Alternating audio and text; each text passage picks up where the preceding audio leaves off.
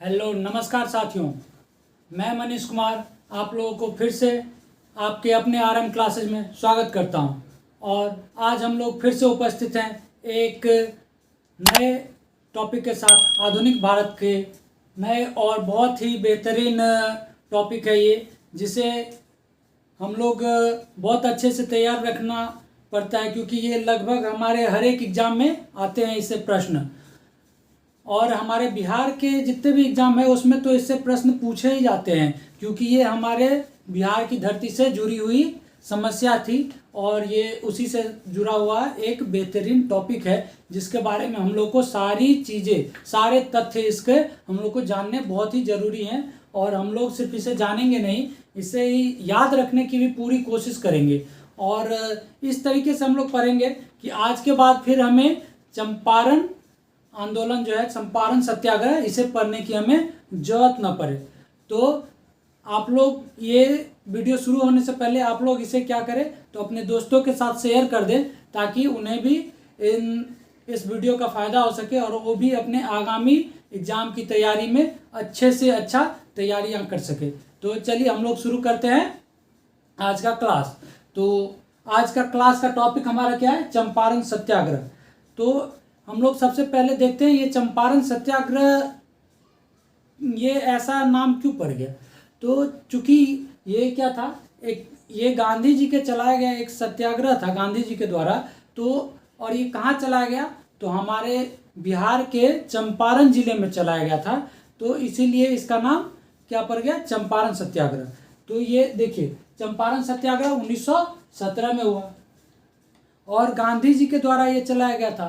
तो ये सविनय अवज्ञा आंदोलन का प्रथम रूप माना जाता है। तो गांधी जी जो भारत में जो काम किए, तो ये माना जाता है कि यहीं से गांधी जी का भारत में कार्य, मतलब राष्ट्रीय आंदोलन में कह सकते हैं कि हिस्सेदारी यहाँ से शुरू हो गई। तो गांधी युग भी एक तरह से देखिए तो 1917 से 1947 तक के युद्ध को गांधी युग कहा जाता है। ये भारतीय राष्ट्रीय आंदोलन का तृतीय चरण भी कहा जाता है। तो यहीं से शुरू होता है। तो इसी को चंपारण सत्याग्रह को ही कहा जाता है प्रथम सविनय अवज्ञा आंदोलन। ठीक है, आप लोग से एग्जाम में डायरेक्ट पूछ लेगा कि प्रथम सविनय अवज्ञा आंदोलन किसे कहा जाता है। तो आप लोग को याद रखना है कि प्रथम सविनय अवज्ञा आंदोलन चंपारण सत्याग्रह को कहा जाता है। और चंपारण सत्याग्रह कब हुआ था, तो 1917 में। गांधी जी, देखिए बिहार के चंपारण में गांधी जी ने सत्याग्रह का पहला प्रयोग 1917 में किया।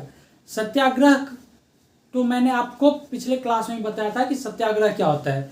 सत्याग्रह का मतलब गांधी जी के शब्दों में देखिए तो सत्याग्रह का मतलब होता है किसी भी चीज को सत्य मान के किसी वस्तु के लिए आग्रह करना ही सत्याग्रह होता है। और ये पहला प्रयोग भारत में गांधी जी ने क्या किया, तो गांधी जी ने जब भारत में प्रयोग किया ये सत्याग्रह का, तो ये इसी चंपारण सत्याग्रह में प्रयोग किया गया। और ये कब हुआ, 1917 में। ठीक है, अब देखिए क्या हुआ था इसमें। तो चंपारण सत्याग्रह के प्रमुख जी थे, प्रमुख दो बातें थी, दो कारणों से ये सत्याग्रह चालू हुआ था। एक कारण था कि तकावी ऋण, एक क्या कारण था, तो तकावी ऋण, और दूसरा तिनकठिया प्रणाली। तो देखिए तकावी ऋण क्या होता है, तो तकावी ऋण होता है कि किसानों को, या तो आप सरकार कहिए या जमींदार कहिए या कहीं से भी कर्ज लिया जाता है किसानों के द्वारा। किस लिए, तो बीज की खरीद के लिए, या फिर जो उनके द्वारा फसल के लिए जो उत्पादन करने के लिए जरूरी इंस्ट्रूमेंट होता है, उपकरण, जैसे सिंचाई उपकरण, बाकी सारे उपकरण, कटाई के लिए उपकरण, तो इन सारी सामग्री की खरीद के लिए भी किसानों को ऋण दिया जाता है। तो उस समय भी दिया जाता था किसके द्वारा, तो जमींदारों के द्वारा दिया जाता था। और जमींदार लोग जो ऋण देते थे उसी को क्या कहा जाता था किसानों को, तो तकावी ऋण कहा जाता था। और दूसरा था तिनकठिया प्रणाली। तो तिनकठिया प्रणाली क्या था कि 20 कट्ठे जमीन में से 3 कट्ठे जमीन पे खेती करनी होती थी नील की। तो ये थी तिनकठिया प्रणाली। तो अब क्या था कि देखिए 19वीं शताब्दी में क्या हुआ था, तो वहाँ के मतलब भारत में जो गोरे बागान मालिक थे उन्होंने क्या किया था, तो किसानों से अनुबंध कर लिया था। जब 19वीं सदी प्रारंभ हुआ था उसी टाइम में ये अनुबंध कर लिए थे किसानों से। और अनुबंध में क्या था कि वो जो जितने उस किसान के पास ज़मीन होगी उसका 3 भाग, मतलब तीसरा भाग, जैसे 20 कट्ठा है तो उसका तीसरा भाग 3 कट्ठा, ठीक है। तो उतनी ज़मीन पे क्या करना पड़ेगा, 20 कट्ठा का 3 कट्ठा में क्या है, नील की खेती करनी पड़ेगी, ठीक है। तो इसी कारण इसको 3 कट्ठिया प्रणाली कहा गया। हम लोग ये 19वीं सदी जब प्रारंभ हुआ था उसी समय ये अनुबंध कर लिया गया था। मगर इस चीज़ से परेशानियां कब बढ़ने लगी, तो क्या हुआ, 19वीं सदी जब अंत होने लगा तो 19वीं सदी की आखिरी में जर्मनी में क्या हुआ, तो नील के जगह पे वहाँ पे क्या हुआ, तो रासायनिक रंगों का विकास हो गया। कहाँ, जर्मनी में। तो जब रासायनिक रंगों का विकास हुआ तो वो काफ़ी जल्दी पूरे मार्केट में फैल गई। और क्या हुआ कि जो नील जो था उस समय में, तो एक तो वो रासायनिक रंग जो थे वो सस्ते पड़ रहे थे और ये थोड़ी महंगी, तो इस कारण ये बाजार से लगभग बाहर हो गई। तो क्या हुआ कि नील का जो है एक तरह से हम लोग कह सकते कि इसका डिमांड मतलब कम हो गया मार्केट में। लोग इसका प्रयोग करना लगभग बंद कर दिए और रासायनिक रंगों का ही प्रयोग करने लगे। तो इससे क्या हुआ कि किसान जो थे वो तो उत्पादन कर रहे थे और इसका ज़रूरतें लोगों के पास कम थी, तो इस कारण इसकी मांग कम हो गई। अब जब मांग कम हो गई तो उत्पादन ज़्यादा हो रही थी, मांग कम हो गई, तो इसके जितने पैसे मिलने चाहिए थे वो एक्चुअली किसानों को नहीं मिल रहे थे और किसान इस चीज़ से बहुत ज़्यादा हताश होने लगे। तो वो हताश होकर क्या करना चाह रहे थे, तो नील की खेती छोड़ना चाह रहे थे। और क्या हो रहा था कि नील की खेती करते करते उनकी ज़मीनें भी बंजर होती जा रही थी, तो दूसरे फसल का उत्पादन करना भी उनके लिए इतना आसान नहीं था। मगर फिर भी इस चीज़ को वो छोड़ना चाह रहे थे, लेकिन अनुबंध के कारण वो उसे छोड़ने में नाकाम मतलब निष्फल हो रहे थे, नाकामयाब हो रहे थे। जो अंग्रेज लोग थे, गोरे जमींदार, वो इन्हें इसको छोड़ने नहीं दे रहे थे। अगर वो छोड़ना चाहते भी थे तो वो इस तरह से कर आरोपित कर दिए थे उन पे, लगभग 40 प्रकार के कर उन पे आरोपित कर दिए गए थे कि आप लोग इस तरह के कर को चुका के आप लोग इस चीज़ से छुटकारा पा सकते हैं। तो किसान लोग इस चीज़ से बाहर नहीं निकल पा रहे थे। इसी में क्या हुआ कि उस समय लखनऊ में, आप लोग को मैं एक चीज़ पढ़ाया था, लखनऊ अधिवेशन। तो लखनऊ अधिवेशन कब हुआ था, तो 1916 में हुआ था। तो लखनऊ अधिवेशन में एक नेता थे, कौन, तो ब्रज किशोर प्रसाद, ठीक है। आपको इनका नाम याद रखना है, कौन, ब्रज किशोर प्रसाद। तो इन्होंने क्या किया, तो इन्होंने एक प्रस्ताव रखा। कहाँ, तो जो अधिवेशन हुआ था, कब हुआ था, 1916 में लखनऊ में। उसमें इन्होंने एक प्रस्ताव रखा और वो प्रस्ताव किस सिलसिले में था, तो प्रस्ताव यही नील की खेती जो कर रहे थे यहाँ चंपारण में, जो ये नील की खेती के कारण समस्या हो गई थी, उसी के सापेक्ष में ये प्रस्ताव रखते हैं। और ये चाहते हैं कि एक कमेटी का गठन किया जाए और वो कमेटी जो है इस चीज़ की जांच करे, ठीक है। तो आप लोग से पूछ लिया जाएगा कि चंपारण में जो नीले या किसान जो मतलब वहाँ के जो किसान जो थे वो प्रताड़ित थे, उसके लिए किन्होंने एक प्रस्ताव रखा। तो हम लोग क्या देंगे जवाब कि ब्रज किशोर प्रसाद जो थे वो प्रस्ताव रखे थे, ठीक है। और इसमें क्या हुआ, तो और ये प्रस्ताव डाल के जो भारत के पूरे भारत में या पूरे भारतवासियों का वो ध्यान खींचना चाहे कहाँ, तो चंपारण की ओर। तो इसी में एक व्यक्ति थे राजकुमार शुक्ल। कौन थे? राजकुमार शुक्ल। आप लोग को ये नाम तो आप लोग जरूर ही जान रहे होंगे, राजकुमार शुक्ल। तो राजकुमार शुक्ल जो थे वो भी गए हुए थे कहाँ, लखनऊ अधिवेशन में। तो ये इन्होंने लखनऊ अधिवेशन में इनकी मुलाकात किनसे हुई, तो महात्मा गांधी से हुई। जब महात्मा गांधी से ये मिले तो इन्होंने, ये कौन थे राजकुमार शुक्ल, तो ये थे चंपारण के एक किसान।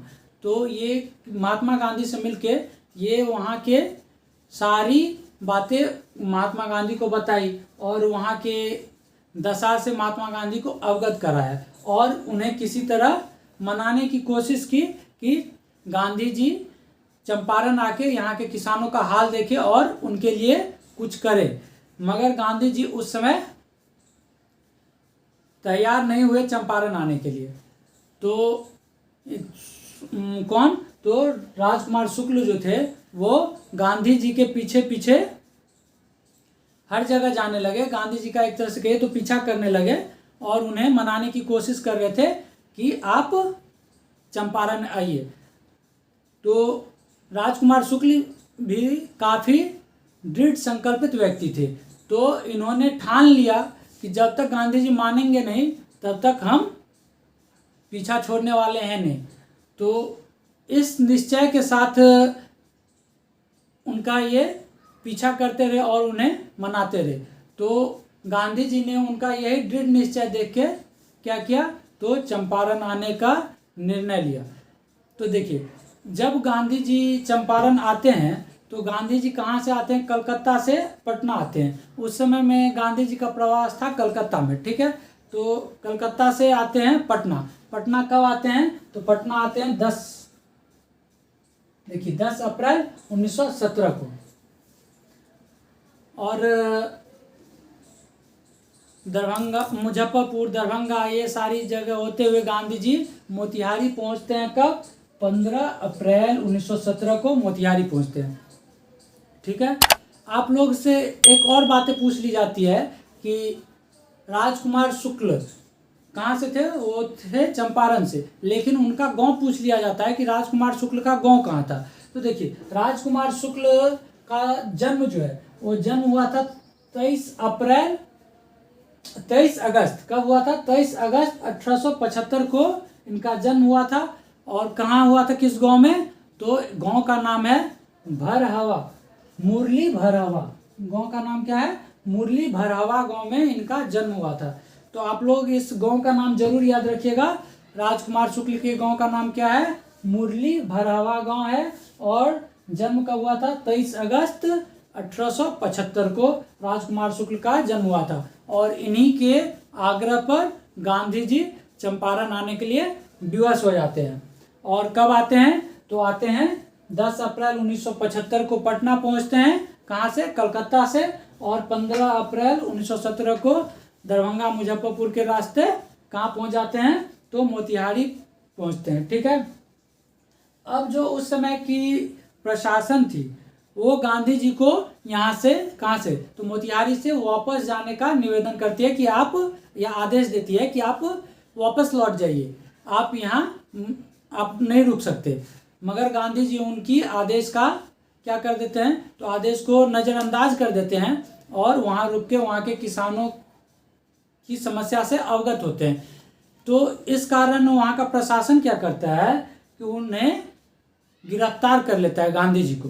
मगर गांधी जी उस समय तक एक तरह से बहुत ही ज़्यादा पॉपुलर हो रहे थे। तो क्या हुआ कि उसी टाइम पे एक जो बिहार के मतलब कौन थे, उपराज्यपाल, और उनका नाम क्या था उपराज्यपाल का, तो आप लोग को ये याद रखना है,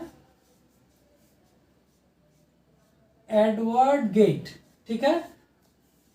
कौन थे, एडवर्ड गेट, वो बिहार के उपराज्यपाल थे। तो उन्होंने गांधी जी को वार्ता के लिए बुलाया कि आइए हम लोग बात करते हैं कि क्या समस्या है किसानों की। उस पर ये कौन, एडवर्ड गेट जो है गांधी जी को वार्ता के लिए बुलाते हैं। और इस वार्ता में एक निष्कर्ष निकलती है जिसके तहत एक समिति गठित किया जाता है जांच के लिए। और उस समिति का नाम क्या था? तो उस समिति का नाम आप लोग को पूरा याद रखना है, चंपारण एग्रेरियन समिति। ठीक है, चंपारण एग्रेरियन समिति आप लोग को याद रखना है। ये किस लिए बनाई गई थी? तो चंपारण के किसानों के समस्या की जांच के लिए। ठीक है, तो आप लोग को ये समिति का नाम याद रखना है, चंपारण एग्रेरियन समिति। तो आप लोग से इसमें पूछ दिया जाएगा कि इसके कितने सदस्य थे इस समिति में। तो इस समिति में टोटल 7 सदस्य थे। अब कौन कौन सदस्य थे ये भी पूछ लिया जाएगा, कभी कभी हो सकता है। लेकिन आप लोग को जो मेन याद रखना है वो सबसे अहम बात है कि इसके अध्यक्ष कौन थे। तो इसके अध्यक्ष जो थे, तो इसके अध्यक्ष FG सलाई।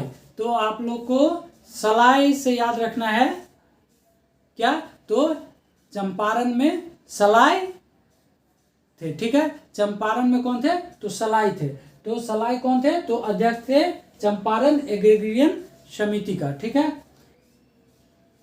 और भी इसके मेंबर थे, हम लोग उनको भी देख लेंगे आप लोग से, क्योंकि एग्जाम में हमने देखा है कि बार बार पूछा गया है कि क्या चंपारण जांच समिति जो बनी थी उसमें गांधी जी सदस्य थे या नहीं। तो उसमें गांधी जी भी सदस्य थे इस जांच समिति में। तो इसके सदस्य को हम लोग देख लेते हैं, इसमें कौन कौन सदस्य थे। तो देखिए, महात्मा गांधी इसके एक सदस्य थे।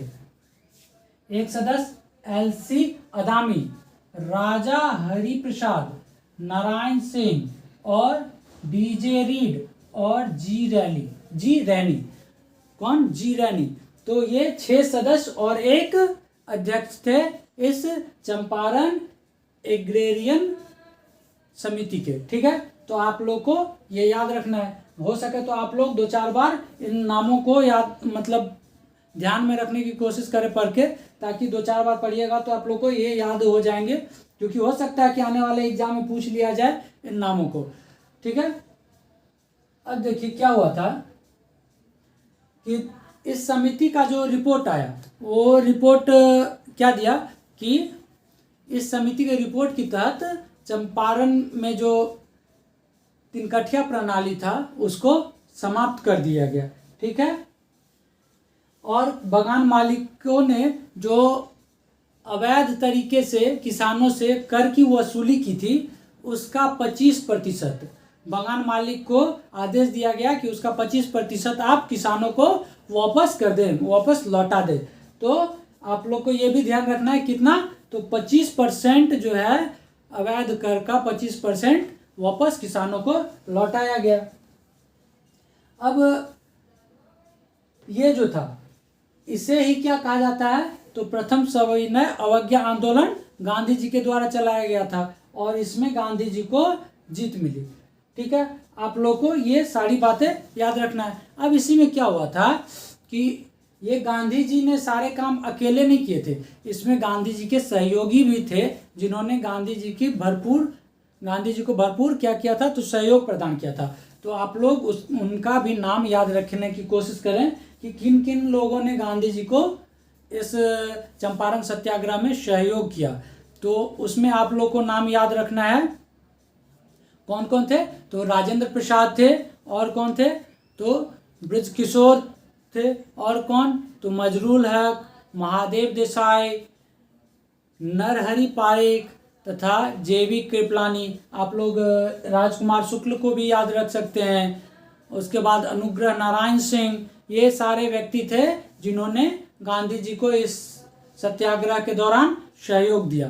ठीक है, तो देखिए अब ये घटना जो थी वो एक तरह से आप लोग कह सकते हैं कि नील पे आधारित थी, मगर ये नील पे आधारित ऐसा नहीं था कि पहली बार यहाँ ये समस्या हुई थी। ये समस्या बहुत पहले हुई थी। कब? 1859 में नील आंदोलन चलाया गया था। 1859 में जब नील आंदोलन चला था तो उस समय एक पुस्तक आई थी और उस पुस्तक का नाम क्या था? तो नील दर्पण। आप लोग से काफ़ी बार पूछ लिया जाता है कि नील दर्पण किन्होंने लिखा, तो आप लोग यहीं से उसको भी याद रखें कि नील दर्पण किसने लिखा है? तो नील दर्पण दीनबंधु मित्र ने लिखा है और नील विद्रोह पे आधारित है। आप लोग उसको इससे रिलेट मत कर लीजिएगा कि ये इस घटना से आधारित है, नहीं, वो नील आंदोलन से आधारित है। कौन सा? नील दर्पण, ठीक है। और नील दर्पण का अंग्रेजी अनुवाद अगर आप लोग से पूछ लिया जाए कि किन्होंने किया था, तो नील दर्पण का अंग्रेजी में अनुवाद जो है वो मधुसूदन दत्त ने किया था, ठीक है। कौन? मधुसूदन दत्त। तो आप लोग इन सारी बातों को याद रखेंगे। और हम लोग और भी सारे पॉइंट देखेंगे जो आगे घटनाएं हुई थी, जैसे कि आपका हो जाएगा अहमदाबाद मिल में जो घटना हुई थी और दूसरी जो घटना हुई थी खेरा आंदोलन। तो ये सब भी हम लोग देखेंगे एक एक करके, और हम लोग उसे ट्रिक से याद रखने की भी कोशिश करेंगे कि चंपारण पहले हुआ कि अहमदाबाद कि खेरा। तो मैं आपको एक ट्रिक भी बताऊंगा इन तीनों को सीरियली याद रखने का। आज के लिए हम लोग इतना ही रखते हैं, और आप लोग इसको फटाफट से एक बार मैं रिवीजन करवा दे रहा हूँ कि क्या इसके पॉइंट आप लोग को याद रखने हैं। तो देखिए, चंपारण सत्याग्रह को हम लोग और किस नाम से जानते हैं? तो प्रथम सविनय अवज्ञा आंदोलन, ठीक है। चंपारण सत्याग्रह को जानते हैं, और ये गांधी जी के द्वारा प्रथम प्रयोग माना जाता है। इसमें तकावी ऋण और तिनकठिया प्रणाली के कारण इसमें हुआ। तिनकठिया कहने का मतलब है कि 3/20, मतलब 3/20 हिस्सा जो है जमीन का, 3/20वां हिस्सा जो है वो उसमें नील की खेती करनी होती थी। और क्या था, इसमें अनुबंध कर लिया गया था। 19वीं सदी के प्रारंभ में ही अनुबंध कर लिया गया था किसानों से, जिसके तहत उन्हें ये चीज़ करना मजबूरी हो गया था, ठीक है। लगभग 40 प्रकार के कर थे। और क्या थे? तो एक मतलब लखनऊ अधिवेशन के टाइम पे क्या हुआ था, तो ब्रजकिशोर प्रसाद जो थे एक प्रस्ताव लाए थे, और इसी के कारण भारतीय जनता जो थी वो इस चीज़ से वाकिफ हो पाई कि ऐसा भी हमारे एक चंपारण में इस तरह की समस्याएं हैं, और इसकी ओर सभी का ध्यान आकर्षित हो पाया इसी प्रस्ताव के कारण। यहीं पे क्या हुआ, राजकुमार शुक्ल जो थे वो गांधी जी से मिले। और राजकुमार शुक्ल का जन्म कब हुआ था? 23 अगस्त 1875 को। और कहाँ हुआ था? तो मुरली भरावा गांव में हुआ था। तो गांधी जी को मनाने के लिए राजकुमार शुक्ल किसी तरह गांधी जी को मना के चंपारण ले आए। वो गांधी जी पटना कब आए? तो 10 अप्रैल 1917 को पटना पहुंचे, और 15 अप्रैल 1917 को दरभंगा मुजफ्फरपुर के रास्ते ये आगे कहाँ? मोतिहारी आए, ठीक है। अब गांधी जी को वहीं पे गिरफ्तार कर लिया गया था। तो उसी टाइम पे एक उपराज्यपाल थे, कौन? Edward gate. एडवर्ड गेट ने क्या किया, गांधी जी को वार्ता के लिए बुलाया और एक जांच समिति गठित किया। जांच समिति 7 सदस्यीय जांच कमेटी थी, ठीक है। उसमें अध्यक्ष कौन थे? तो FG सलाई जो थे उसके अध्यक्ष बनाए, और गांधी जी को भी उसका सदस्य बनाया गया। और भी 6 सदस्य थे, जैसे LC आदामी, राजा हरि प्रसाद, नारायण सिंह, DG रीड और G रैनी, ये सब उनके सदस्य थे, ठीक है। अब इसका जो अनुशंसा हुआ इस समिति का, उसी पे क्या किया गया? तिनकठिया प्रणाली को समाप्त कर दिया गया, और बगान मालिकों ने जो अवैध तरीके से कर वसूला था उसको, उसका क्या है, तो 25% किसानों को वापस मिल गया। और ये जो पहला जो प्रथम सविनय अवज्ञा आंदोलन गांधी जी के द्वारा चलाया गया, इसमें गांधी जी सफल रहे। तो ये सारे बात आप लोग को याद रखिएगा। और गांधी जी के सदस्य, मतलब गांधी जी के मतलब सहायता के लिए जो आए थे उनमें से भी आप लोग को नाम याद रखने हैं। तो कौन कौन उनको इस आंदोलन में समर्थन दिया या सहायता किया, तो उनमें आप लोग को याद रखना है राजेंद्र प्रसाद, ब्रजकिशोर, उसके बाद मजरूल हक, महादेव देसाई और JP कृपलानी, अनुग्रह नारायण सिंह, राजकुमार शुक्ल, ये इन लोगों को भी आप लोग को याद रखना है, ठीक है। तो अब हम लोग मिलेंगे अगले क्लास में और एक दूसरे टॉपिक के साथ। आज के लिए इतना ही। अगर ये सेशन आप लोग को पसंद आया हो तो इसे लाइक कर दीजिएगा और हमारे चैनल को सब्सक्राइब कर लीजिएगा, और बेल आइकन ज़रूर से आप लोग प्रेस कर लीजिएगा, ताकि अगली बार हमारी वीडियो जब भी आए तो आपको नोटिफिकेशन के थ्रू फटाफट आपके पास पहुँचे, और आप अगले क्लास का भी अपने तैयारियों में एक अच्छी तरह से फ़ायदा उठा सके। तो ठीक है, हम लोग फिर मिलेंगे अगले क्लास में। धन्यवाद।